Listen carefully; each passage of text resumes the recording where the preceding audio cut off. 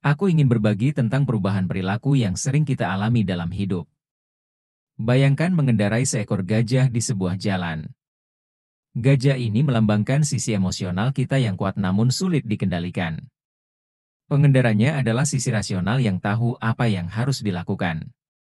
Sedangkan jalannya adalah situasi di mana perubahan itu terjadi.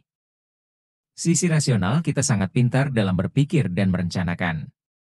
Sayangnya dia sering terjebak dalam analisis berlebihan tanpa melakukan tindakan nyata.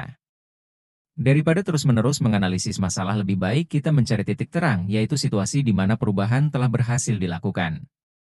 Pelajari bagaimana keberhasilan itu dicapai dan terapkan pelajaran tersebut untuk membuat perubahan yang lebih luas.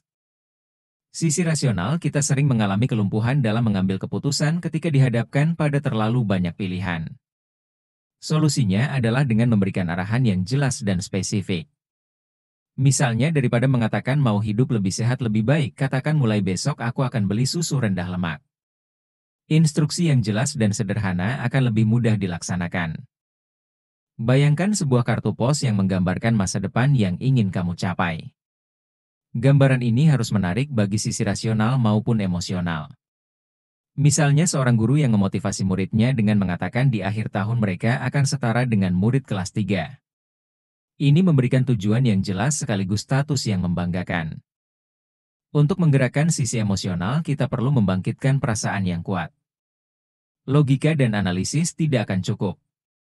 Emosi bisa positif seperti hasrat atau negatif seperti ketakutan. Emosi negatif bisa membantu dalam situasi darurat, tapi untuk perubahan jangka panjang emosi positif lebih efektif karena membuka wawasan untuk menemukan solusi baru.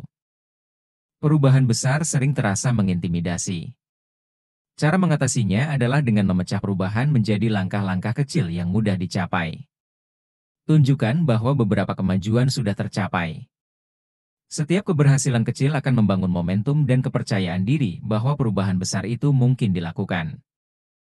Perubahan akan lebih mudah jika selaras dengan identitas diri.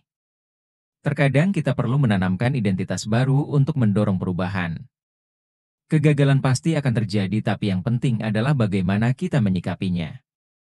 Anggap kegagalan sebagai pelajaran untuk berkembang, bukan sebagai tanda untuk menyerah. Faktor situasi dan lingkungan sangat mempengaruhi perilaku kita.